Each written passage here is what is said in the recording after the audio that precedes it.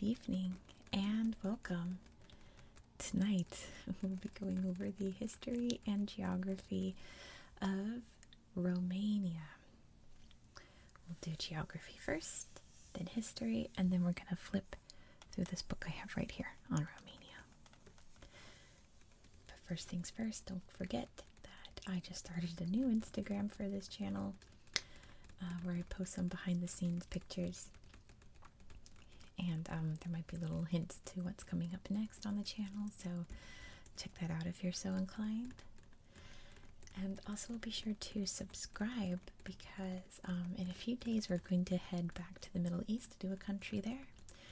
And then next month we're finally going to South America. I'm so excited. I haven't done any countries in South America yet, so subscribe so you don't miss out on any other relaxing histories of countries around the world.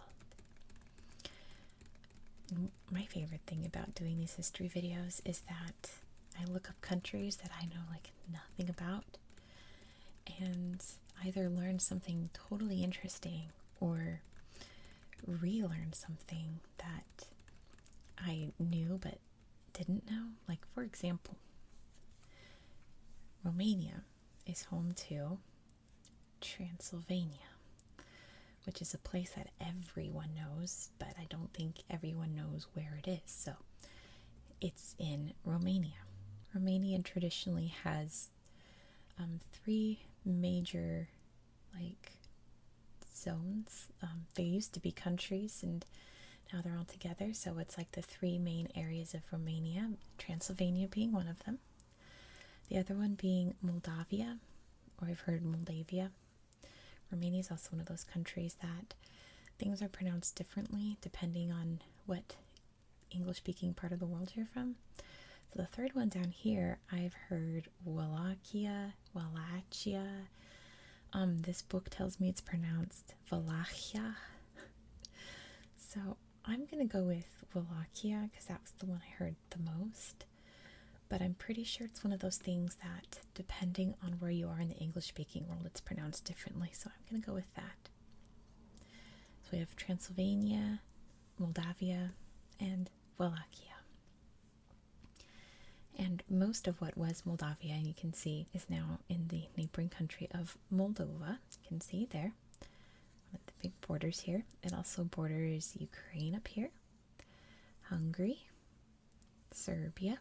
Shout out to all of the wonderful Serbian viewers I've gained after doing Serbia in the country series. Bulgaria down here. And then over here we have the Black Sea, which is covered up by the book here, but it is the Black Sea. Let's start off geography with, the most notable geographic feature would be these mountains, which is another mountain range that I think depending on where you are in the English-speaking world, it's pronounced differently. So I've heard Carpathian and Carpathian mountains, but I've always said Carpathian mountains. So I'll go with that, but I may accidentally flip-flop. But nevertheless, the Carpathian mountains slice through Romania like this, and then turn this way into the southern Carpathians, or as it's sometimes known as the Transylvanian Alps. And then there's another little extra patch right here called the Apuseni Mountains. It's formed by underground glaciers, so it's a very interesting area geographically. I'll show you some pictures in here of what it looks like. And then between all the mountains, we have various plateaus and plains. This here is the Transylvania Plateau. These are the Wallachian Plains down here. And the Moldavian Plateau up here. So, Romania is pretty much either mountainy, hilly, or flat. Like, there is no in between. You're one or the other wherever you're in Romania. Along the coast here is another interesting thing. Right over here is called the Danube Delta. It is its own very important biosphere with lots of animal life, fish, birds, land mammals, what have you. It is a basically a gigantic nature reserve, and it's a UNESCO World Heritage Site also. It's called the Danube Delta because, as you can see down here, the Danube River forms the border with Serbia and Bulgaria. Very famous Danube River, with lots of tributaries that fork out into Romania as well. The Mureș River is also an important river in Romania. Let's see. While we're over here by the water, this is the largest lake in Romania. It is the Razilm Lake Razilm. I think it's another place where, depending where you're from, it's pronounced differently because it looks like here it's Razim. But it's actually a man-made lake because a strip of land was built here in the 70s to turn this into a freshwater lake to separate it from the salt water of the Black Sea. I think that's interesting. Let's see, there's Constanza, which I've learned how to pronounce now. Have you seen, what video was that? Oh, that really old Atlas video I did where I was like, how do you say this country or this city? Constanza is how you say that, a very big port city. Then over here we have the capital city of Bucharest. Let's see what else we have. We have the highest peak in Romania right here. It is Mount Moldovina. I've been really practicing my Romanian these past few days, and I feel like today's the day, now that I'm filming, that I'm finally kind of getting it. Very interesting language, but complicated, but I think in the best way, in that you look at a sense like this city right here is Sibiu. Like, once you figure out how to pronounce things, you get it, and it's interesting. There's Timișoara, sits right on the Timis River. What else? There is, let's see. Oh, obviously the most interesting thing about Romania, at least to foreigners, would be up here in Transylvania, because you think, well, are there any vampires there in Transylvania? The answer is no. But there are lots of really creepy stories and traditions up here in Transylvania. I mean, the Dracula story, I should say, because very famously the vampire Dracula is from Transylvania, right? How do I phrase this? Dracula was named after a historical figure that we'll mention in its history. There is a castle called Bran Castle, which is, I think it's near Brasov or somewhere around here. It's not on the map. I tried looking up the town.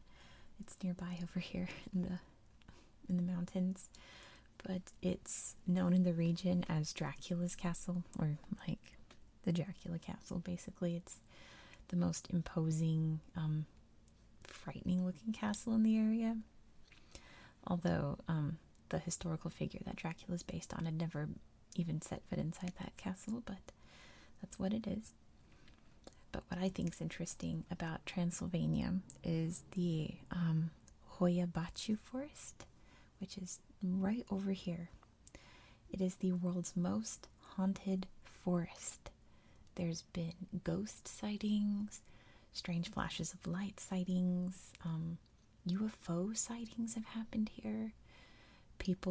There's a story of like a little girl who disappeared for 5 days, and when she was found, she had lost all sense of time and hadn't realized she'd been gone for 5 days.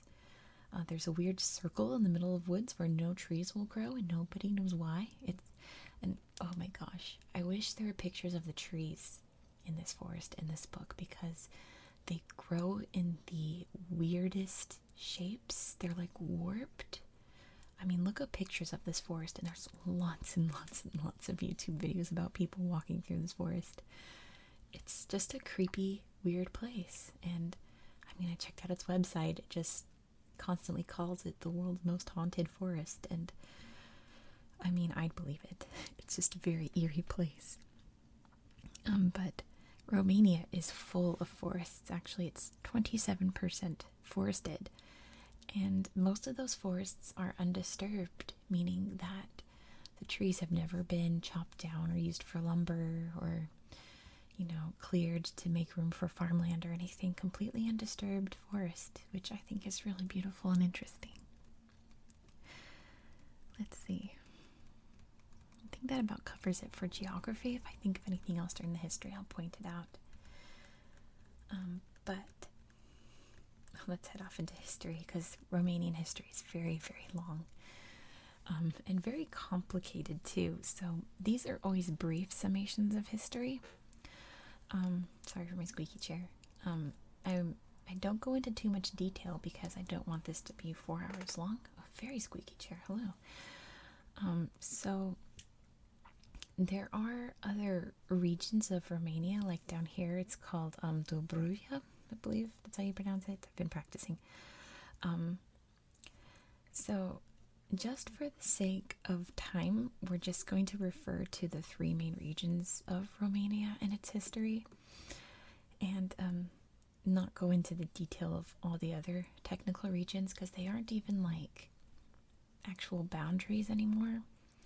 They're just areas, kind of like, I've used an example before, how here in California we have NorCal and SoCal, and there's no line that separates it. It's just like more of like a mindset than an actual place on the map. So for the sake of time, I'm just going to refer to those 3 areas as Romania and its history. And so, like, yeah, if that makes any sense, I hope so.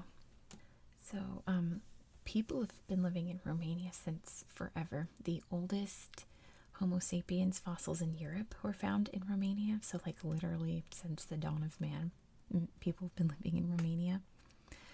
Towns started to form in what is now Romania in about the 3rd millennium BCE. And cities were formed by about 1800 BCE that had fortifications and walls and things like that. The main... I'm already skipping over big chunks of history, so I apologize, but I'm just going to do the highlights. There was one main civilization here in the region, and it's another place that is pronounced differently. I've heard so many different ways, so I'm going to go with Dacia, or the Dacians. I've heard Dacia, but I like Dacia better. I'm going to go with that. So Dacia was the main biggest kingdom, I suppose. They did have kings, and they started to make their impact in the world by conquering the Greek cities that had formed here along the border.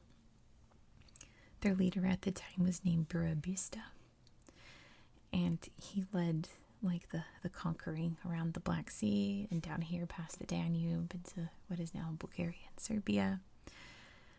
But in 44 BCE, pretty much at like the height of his power, he was murdered and his kingdom collapsed.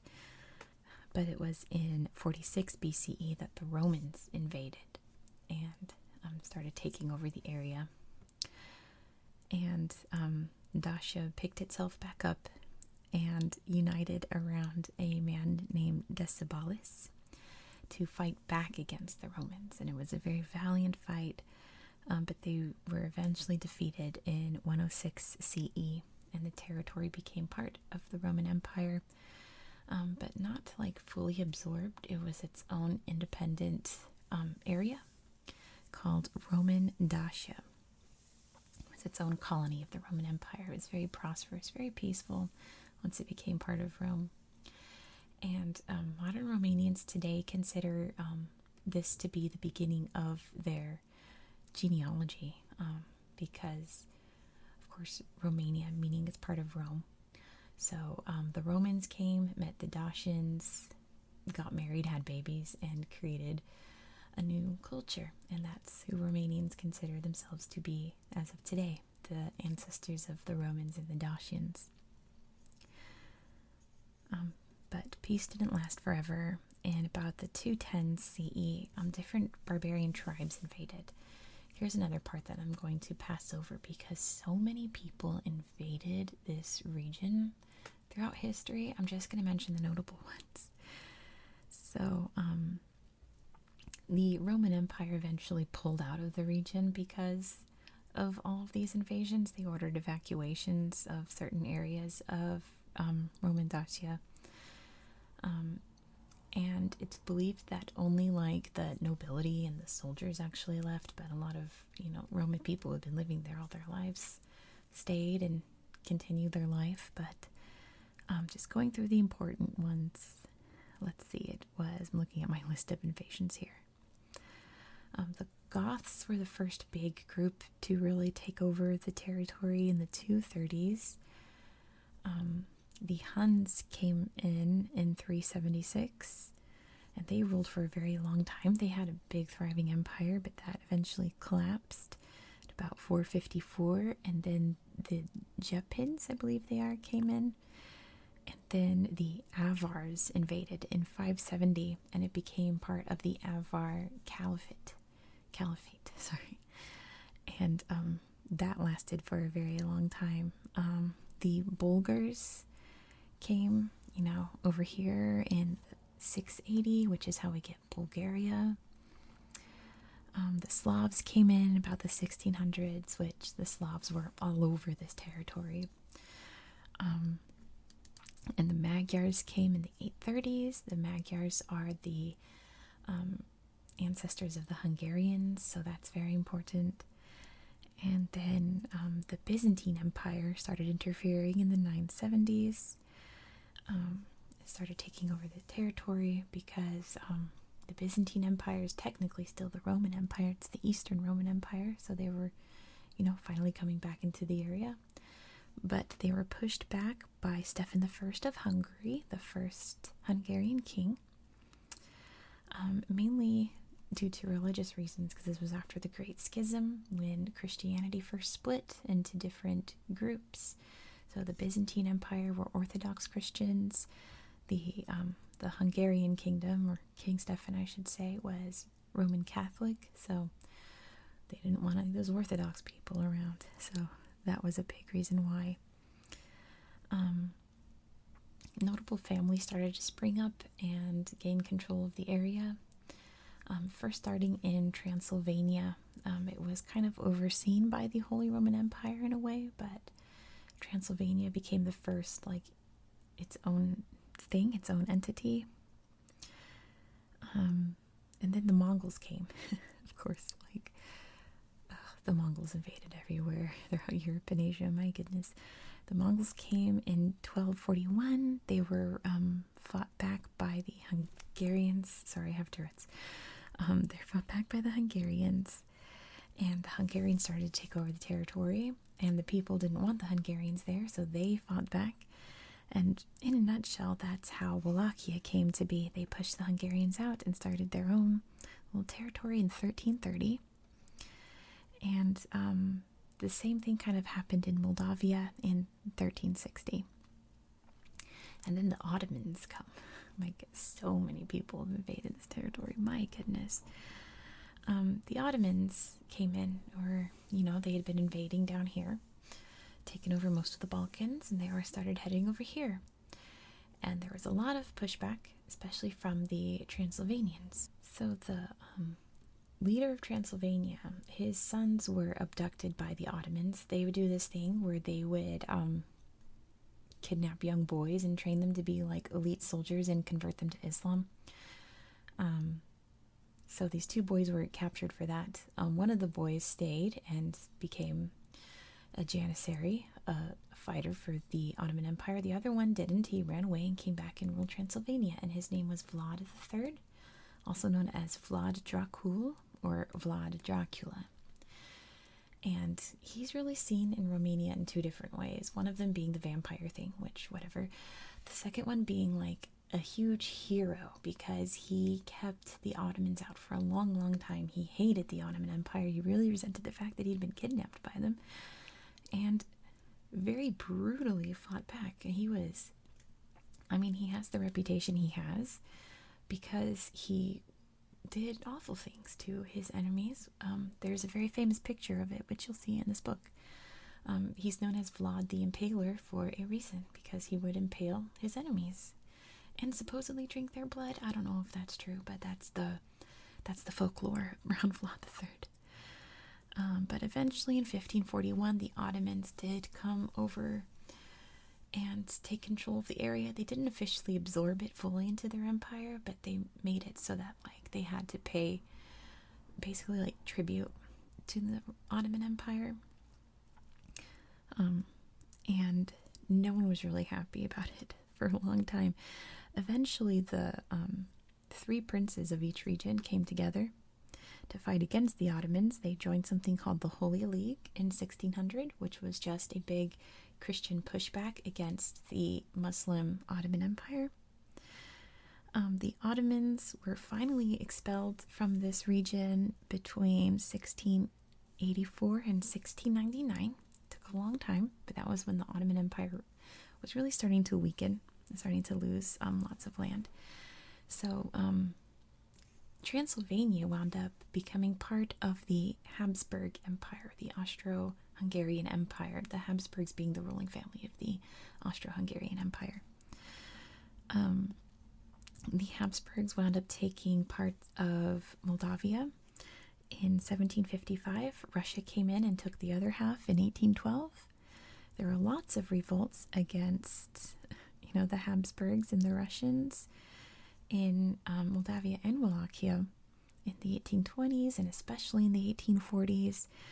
And then after the Crimean War, which we're not going to get into in this video because that's a whole other fish to fry,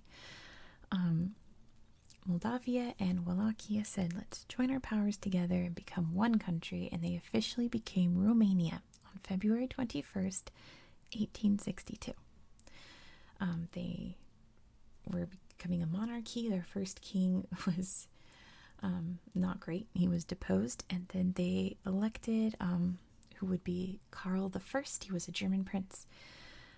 He was crowned king in 1881. Jumping ahead to World War I. At first, Romania remained neutral, but eventually they joined the Entente, or like the Britain-France thing, if you don't know your World War I terminology, in 1916. During the breakup of the Austro-Hungarian Empire, after the war, Transylvania was made part of Romania, and they joined the party, I suppose, to what it is today. Jumping ahead a little bit to the 1930s, Romania was still a monarchy, but it had its parliament, it had its political parties, and one formed around this time, like they did all throughout Europe at this time, a fascist party called the Iron Gate, which, it was a fascist party, you know what I mean? It became so much of a thing that King Karl decided to just eliminate all the political parties. He scrapped the constitution and wrote a new one, and he became the sole ruler of Romania, basically turning it into a dictatorship. I'm glancing at my notes. There's more terminology if you know your World War II facts. I won't get into the details of the Ribbentrop-Molotov Pact, but it was basically Germany and Russia coming together and being like, let's not fight. Let's instead just divide up the land between us that we would have fought over and just pick parts of it. So parts of Romania were given to Russia. Some was given to Hungary. Huge disaster. You can imagine. King Karl wound up abdicating for a lot of reasons. It was kind of the straw that broke the camel's back.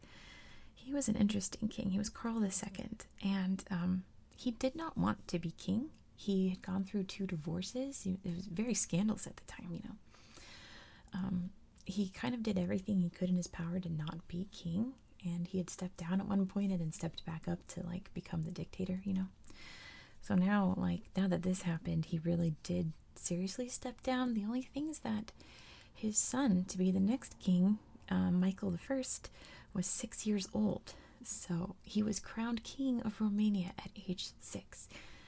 So obviously he had regents that were ruling for him because he was literally 6 years old. The main one was named General Jan Antonescu. And he was like, just straight up, he was BFFs with Hitler, like, just putting it bluntly. He signed the Tripartite Pact in 1940, which is another World War II term. Basically, it's like I'm siding with Nazi Germany and their pals. And yeah, so they've, joined World War II on that side. And obviously, there's a huge Jewish population living here.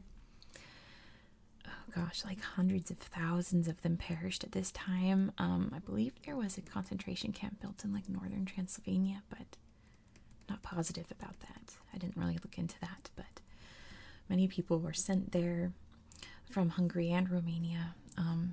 There's also a large Romani population in Romania, unrelated to the name. The name obviously comes from when it was part of the ancient Roman Empire, but the Romani people,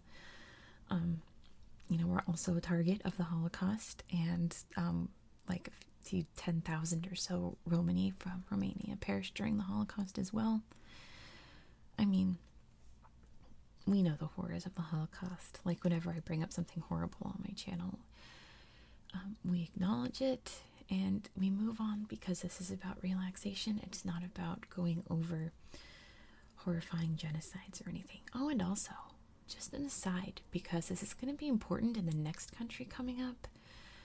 If there's any Holocaust deniers out there watching and you're subscribed to me, unsubscribe, because I don't want your comments and I don't want you part of this channel. Like, if you're a part of that, go away. I don't want you here.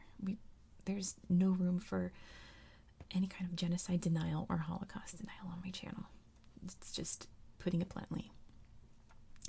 Anyway, eventually an opposition party was starting in the government.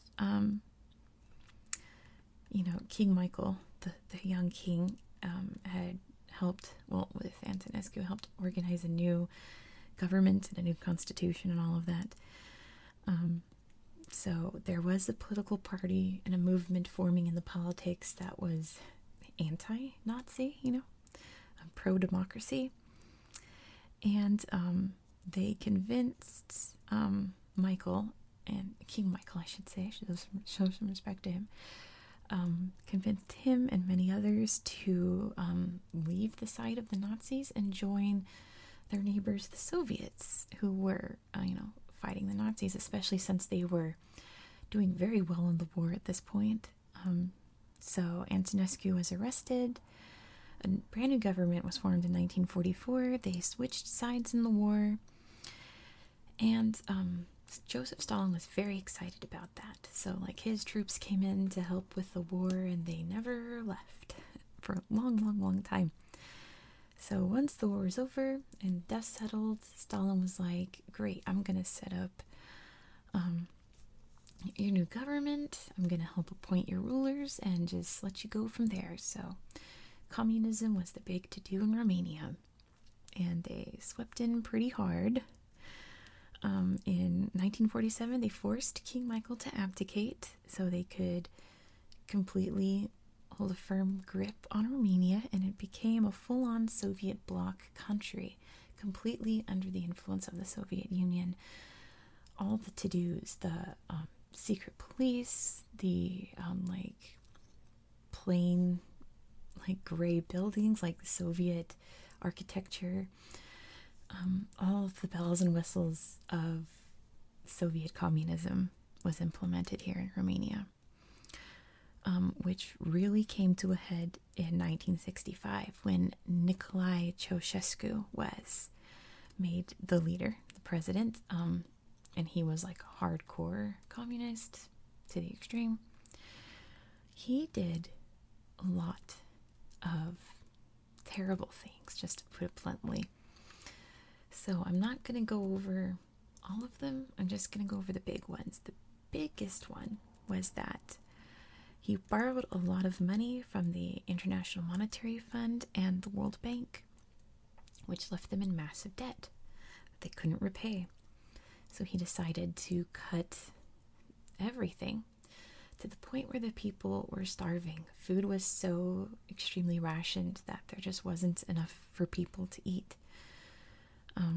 In the meantime, he decided to do some like lavish projects. Like that's when they made this lake into a freshwater lake, built like a huge canal on the river here. That wasn't really necessary, but he did it. I mean,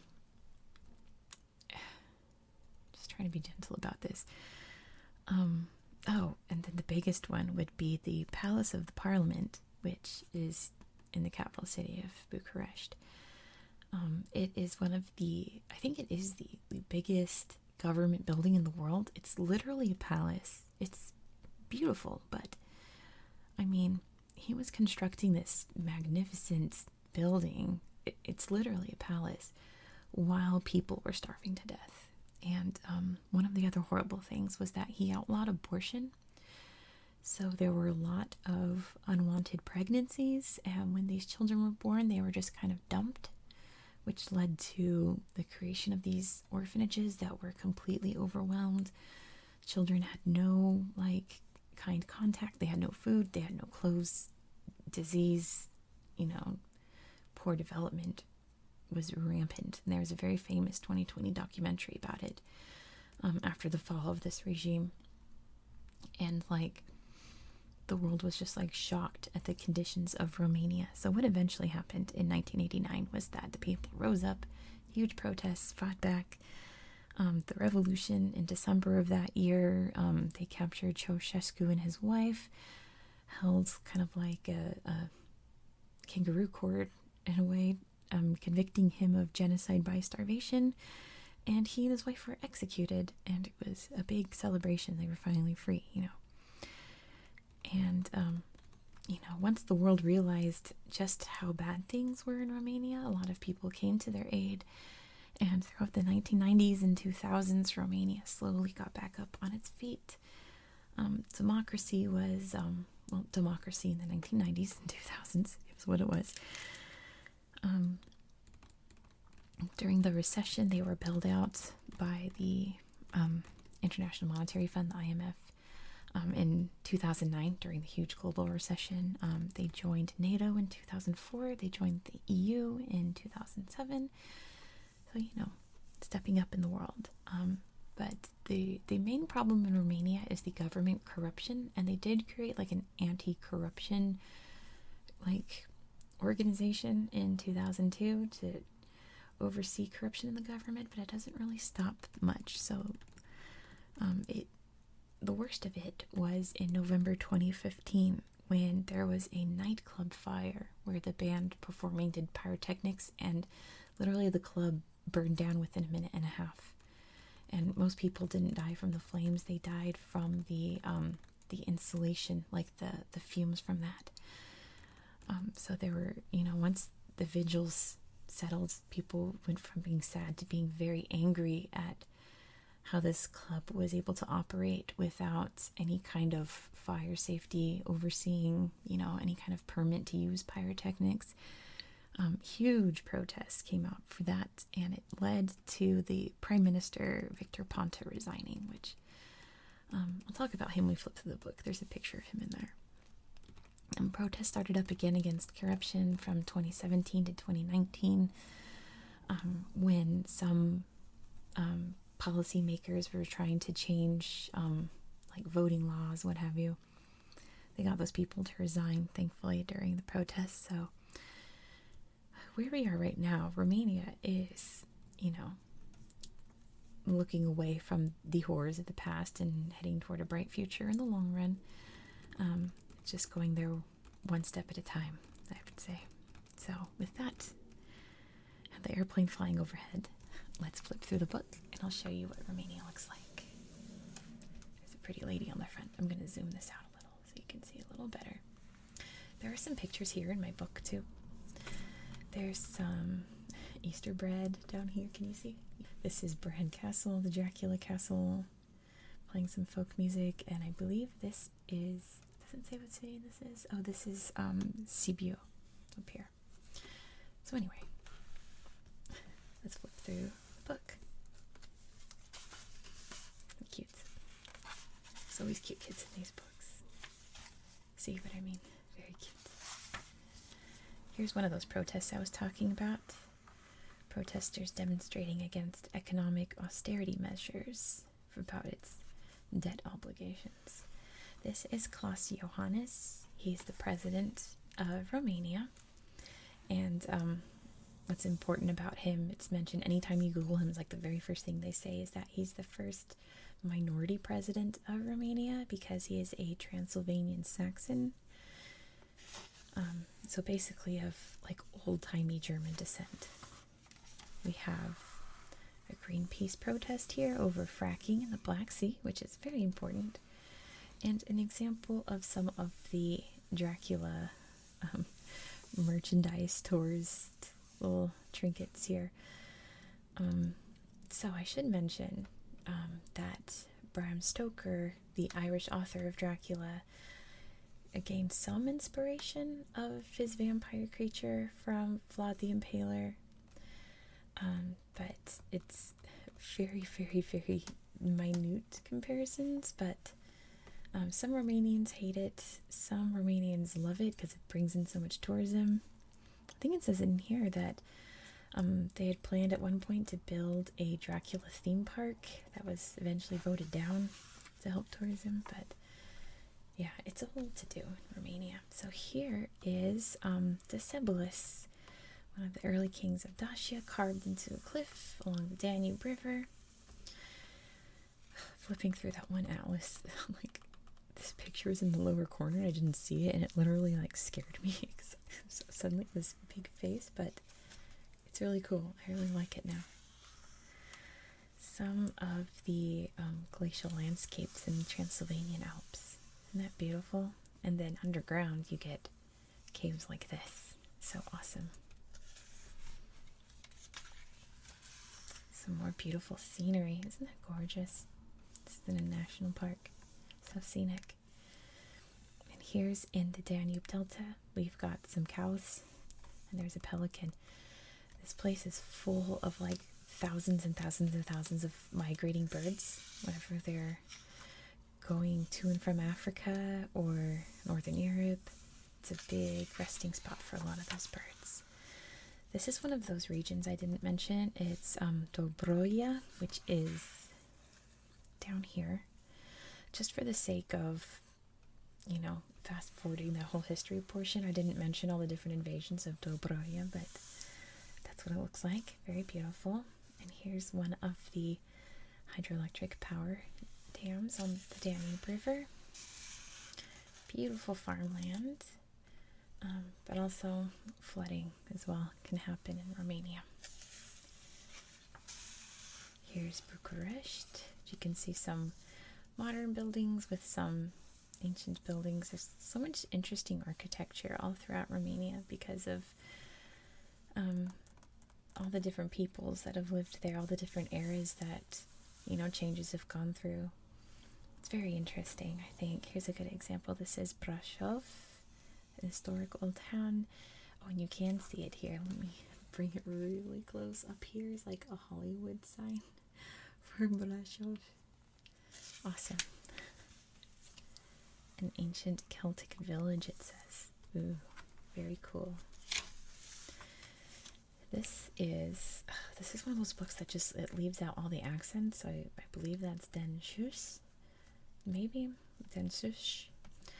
Medieval church. I'm not going to bother. Sorry, Romanians. I really tried to practice, but it says that this is the oldest church in Romania where services are still held. And I bet services there are amazing, I'm sure. I don't think it says here which city this is, but there's a picture of some old town Transylvania. Oh, here's Vlad the Impaler. Checking out all the enemies he's impaled, watching the guy hack up the bodies while he eats dinner, because that was just the kind of guy he was. And that was what inspired, at least some part, Dracula. There's King Carl I. This is King Ferdinand, who was king during World War I. This is King Michael getting sworn in. There he is right there. Literally 6 years old, becoming king of Romania. Can you imagine? I can't. Like, he lived in exile for the rest of his life after the communists took over. He was still a part of, like, Romanian life afterward once democracy returned. And he passed, I want to say, in 2017. But yeah, what a life he must have had. Can you imagine?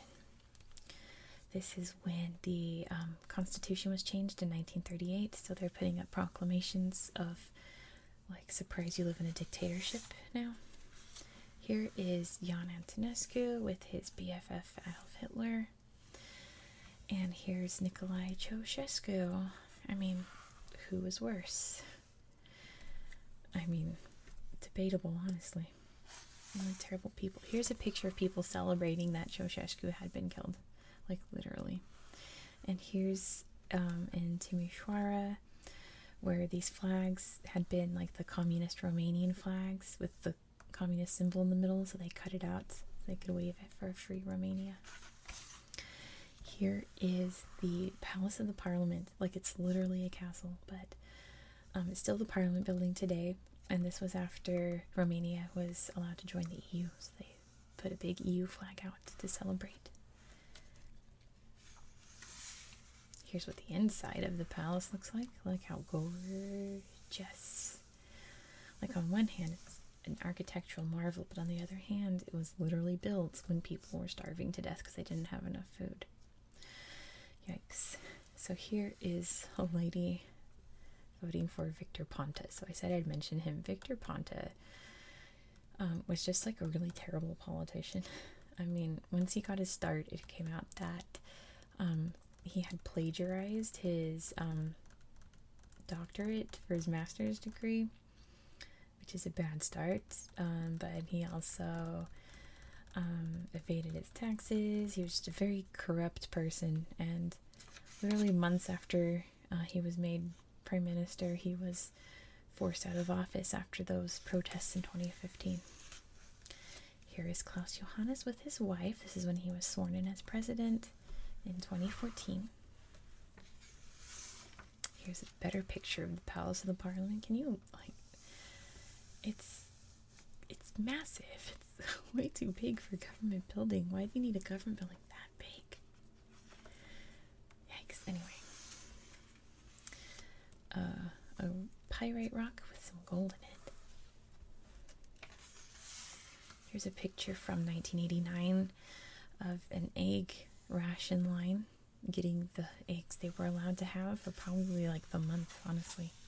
There's a farmer with his grapes. Beautiful countryside.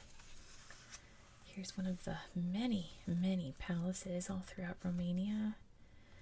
Again, the accents are gone, so I believe it's Peleș Castle. But it's talking about tourism up here, how it's a big money maker for Romania. Here's a guy fishing in the Danube Delta. Beautiful waterfall. This is in Bursa, the highest waterfall in Romania. Very beautiful. This caption says that they're planting new trees. Sorry, I have Tourette's. They're planting new trees where people had illegally logged them. So that's one of the environmental issues going on in Romania. This is a chamois, which is a mountain goat, and it's the best mountain goat name to say, chamois. Picture of very busy Bucharest, looks like California, and an example of the pollution in the Danube. And this town of Kopjamica, because, you know, it was Soviet era, they would build these huge factories, and this was a powdered carbon factory that made rubber, and it coated pretty much the whole town in like this black ash. Of course, people became horrifically sick from it. Water was polluted, so on and so forth, and it's still an issue to this day. Cute kid in her traditional clothes. A farmer with a water buffalo. Oh, here's something else I left out of the history. So there's a group of Hungarian people called the CK, and yes, that's CK. I know, it's Hungarian. But they have a little corner of Romania in the mountains, and they have been fighting for quite a while to make it their own country. And CK land, I don't know if it'll happen, but it's been an ongoing thing. Here's an example of a Roma little neighborhood, the conditions that they still live in today. And here are some, looks like Jewish rabbis because they're carrying the Taurus. It says it's the opening of the Holocaust Memorial. Look at this guy. Hello. Looks like Target.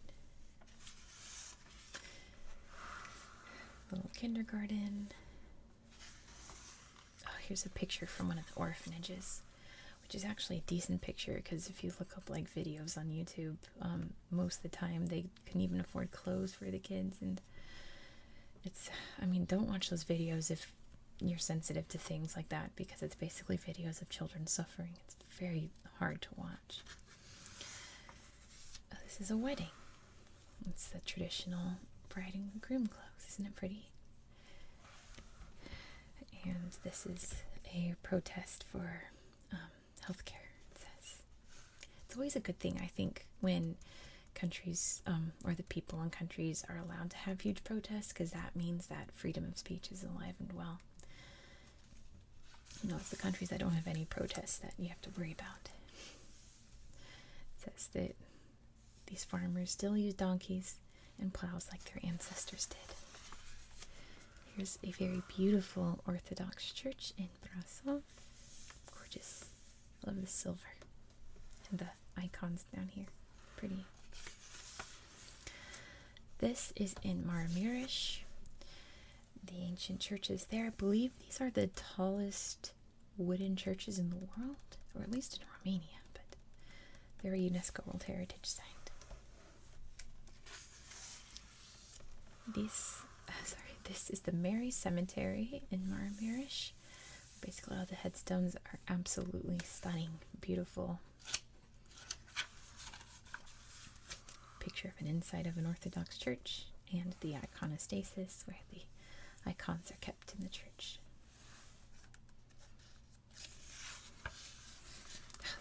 There's Nosferatu. Inspiration. Well, inspired by Dracula. Inspired by Vlad III. Example of Romanian language on the newspapers. Some phrases there, but we won't go into that. This is a monument for those who lost their lives during the 1989 revolution.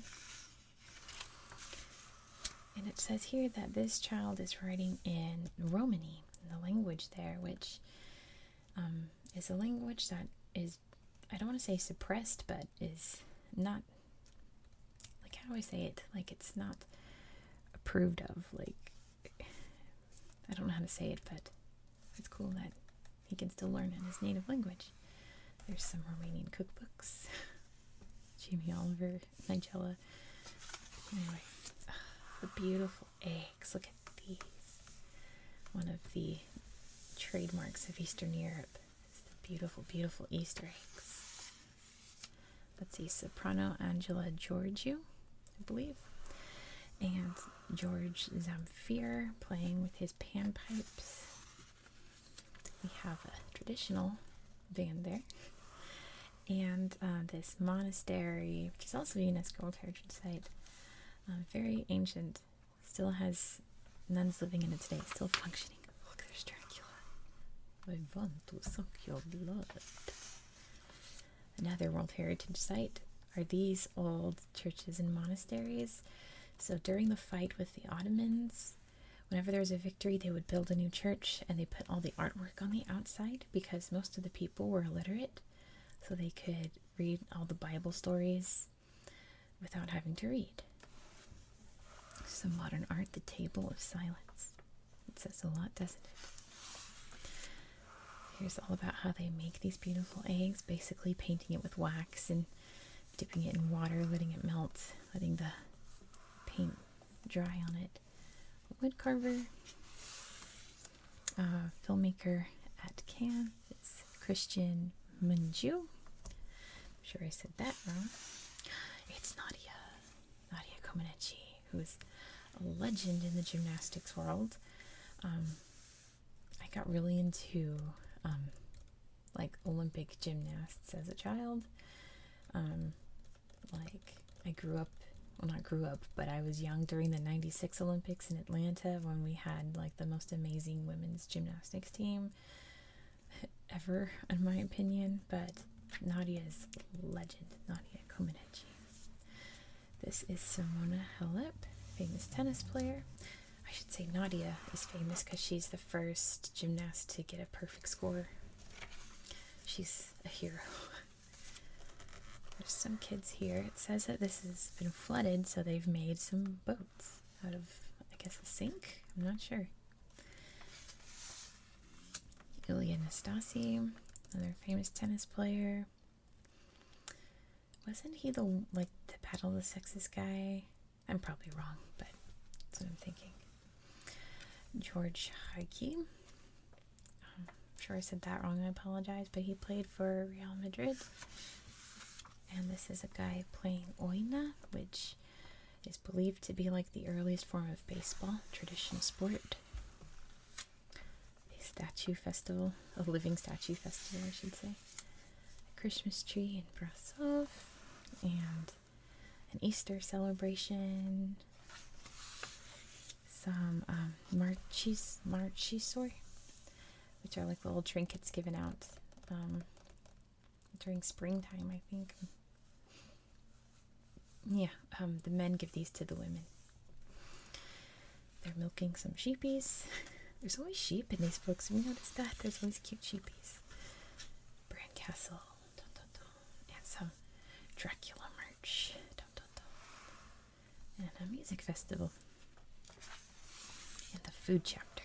Look at these chimney cakes. Bread cooked over coals and decorated with nuts and sugars. Some tokana, which looks like a very delicious soup. This is an old picture. It says it's a butcher coming out of a shop to inform the long line that he's out of meat. Very sad. I want to try all the food that's in this book. This is mitite. Mitite. Like a sausage. Yum yum. Palinka, which is their wine. Stuffed cabbage rolls, which looks really yummy. Let me see. Yeah, like this all looks good. There's bacon. Not sure about the dill, but with cabbage. Not sure about that, but it looks really yummy. Mamuka, which is just cornmeal, water, salt, and butter. Still looks good. A map of, wow, this is an old book, Yugoslavia. I didn't think it was that old. Interesting. A map of Romania there, and that's going to be the end of our book. So, oh look, cultural Romania, but we are out of time. There we go. Alrighty. Just leave that there. Thank you so much for watching.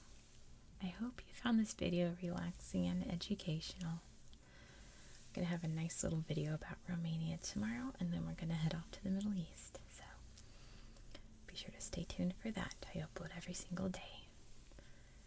Thank you again, and I hope you have a very good night. Good night. Good night. Good night. Good night. Good night. Good night.